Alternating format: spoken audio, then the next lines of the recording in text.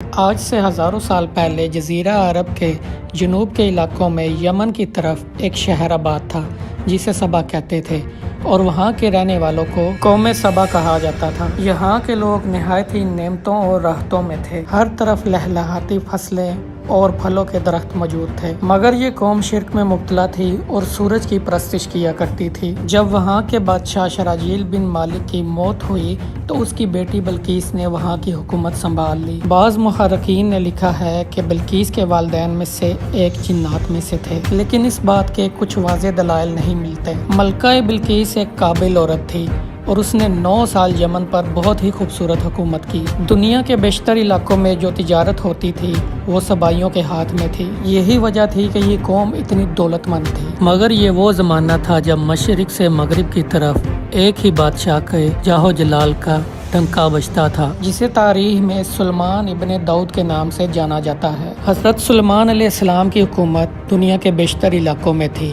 جس کا دارالخلافہ یروشلم شہر تھا۔ آپ کو ہوا، جن، چرند، پرند اور جانوروں پر حکمرانی عطا کی گئی تھی۔ ایک دن حضرت سلیمان علیہ السلام نے دربار لگایا تو جنوں، انس، پرندے اور جانور یہ سب وہاں تشریف لائے، لیکن حضرت سلیمان علیہ السلام کا چہیتا پرندہ ہدہد غائب تھا۔ حضرت سلیمان علیہ السلام نے پوچھا ہدہد کہاں ہے؟ اگر وہ اپنی غیر حاضری کی مناسب وجہ نہ پیش کر سکا تو اسے ذبح کر دیا جائے گا۔ اتنے میں ہدہد پیش ہو گیا اور حضرت سلیمان علیہ السلام نے ہدہد سے پوچھا کہ تم کہاں تھے؟ ہدہد نے احتراماً جواب دیا کہ اے اللہ کے پیغمبر، میں اڑتے اڑتے ایک ایسے شہر چلا گیا تھا جہاں کے لوگ شرک میں مبتلا تھے۔ وہ لوگ آگ اور سورج کی پوجا کرتے ہیں اور ان کی ایک رانی ہے جسے وہ بلقیس کہہ کر پکارتے ہیں، اور وہ ایک بہت بڑے تخت پر بیٹھتی ہے اور اس کے تخت میں قیمتی جواہرات، ہیرے اور لال زمرد جڑے ہوئے ہیں، اور اس کے پاس تمام شاہی سامان، آرائش اور نمائش کے موجود ہیں۔ حضرت سلیمان علیہ السلام نے کہا اگر تمہاری بات سچ ہے تو میرا ہاتھ اس ملکہ تک پہنچاؤ تاکہ وہ شرک سے بچ سکے،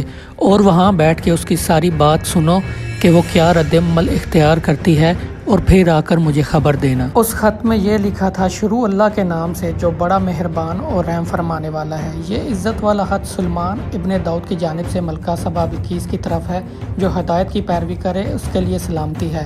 مجھ پر غلبہ کی خواہش نہ کرو، میرے مقابلے میں سرکشی اختیار نہ کرو، بلکہ فرما بردار اور مطیع ہو کر میرے پاس آ جاؤ۔ یہ خط دراصل ملکہ سبا اور اس کے قوم کے لیے دعوت اسلام تھی۔ ہدہد نے یہ خط لے جا کر ملکہ بلقیس کی گود میں پھینک دیا، اور اس وقت ملکہ بلقیس کے دربار میں 300 کے قریب سردار موجود تھے۔ انہوں نے جب یہ خط پڑھا تو وہ طیش میں آ گئی اور انہوں نے کہا کہ یہ ہماری توہین ہے، ہمیں اس کا سخت جواب دینا چاہیے۔ ملکہ سمجھدار تھی، انہوں نے انہیں سمجھایا اور کہا کہ یہ شخص کسی عام انسان کا نہیں ہے، یہ خدا کا کوئی پیغمبر ہے اور ہمیں حکمت سے کام لینا چاہیے۔ انہوں نے کہا کہ میں حضرت سلیمان علیہ السلام کی طرف ایک تحفہ بھیجوں گی، اگر انہوں نے وہ تحفہ قبول کر لیا تو وہ بادشاہ ہیں، میں ان سے جنگ کروں گی، اگر انہوں نے وہ تحفہ قبول نہ کیا تو میں ان کی پیروی کروں گی، کیونکہ وہ نبی ہیں۔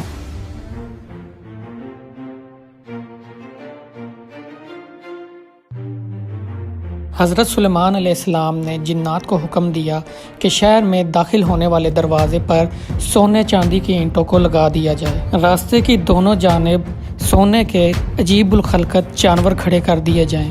وزراء اور اموال سلطنت کی کرسیوں کو سونے سے سجایا جائے اور دربار کو ہیرے جواہرات کے ساتھ مزین کیا جائے۔ ادھر ملکہ بلقیس نے تحائف روانہ کیے جن میں سونے کے اینٹیں، جواہرات، کنیزیں، غلام اور ملکہ کا خط شامل تھا۔ جب یہ تمام تحائف لے کے قاصد حضرت سلیمان علیہ السلام کے دربار میں پہنچے تو بہت شرمندہ ہوئے، تو حضرت سلیمان علیہ السلام نے فرمایا کیا تم مال سے میری مدد کرنا چاہتے ہو؟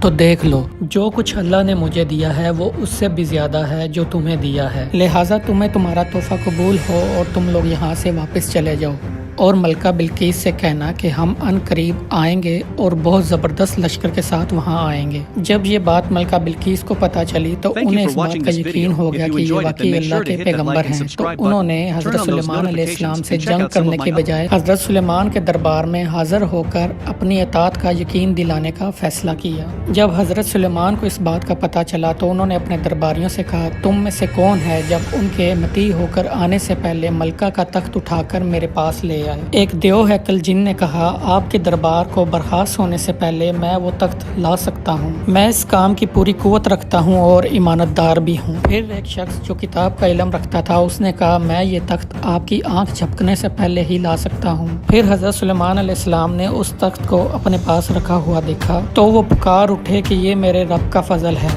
وہ مجھے آزمائے کہ میں شکر کرتا ہوں یا ناشکری۔ تو جو شکر کرتا ہے اس کا شکر اپنے ہی لیے مفید ہے، اور اگر کوئی ناشکری کرے تو میرا رب بے نیاز ہے اور اپنی ذات میں بزرگ و برتر ہے۔ مفسرین کے مطابق وہ شخص حضرت سلیمان علیہ السلام کا دوست تھا جس کا نام آصف ابن برخیہ بتایا جاتا ہے، اور بعض نے لکھا ہے کہ وہ آپ کا خالہ زاد بھائی تھا۔ کہا جاتا ہے کہ اس تخت کی لمبائی 80 ہاتھ، عرض 40 ہاتھ اور اونچائی 30 ہاتھ تھی۔ اس میں موتی، سرخ یاقوت اور سبز زمرد جڑے ہوئے تھے۔ حضرت سلیمان علیہ السلام نے اس تخت میں رد و بدل کر دیا اور اسے پہلے سے بھی زیادہ بہتر اور خوبصورت بنا دیا۔ جب ملکہ بلقیس حضرت سلیمان علیہ السلام کے دربار میں حاضر ہوئی تو پوچھا کیا تمہارا تخت بھی اسی طرح کا ہے؟ تو اس نے کہا یہ تو گویا ہو بہو وہی تخت ہے اور ہمیں پہلے سے معلوم ہو چکا تھا اور ہم فرما بردار ہو چکے ہیں۔ ملکہ بلقیس کے آنے سے پہلے حضرت سلیمان علیہ السلام نے حکم جاری کیا کہ محل کا فرش شیشے کا ہو اور اس کے نیچے پانی ہو اور اس میں مچھلیاں اور دوسرے آبی جانور تیر رہے ہوں۔ حضرت سلیمان علیہ السلام اس عمارت میں اپنے شاہی تخت پر جلوہ فروز تھے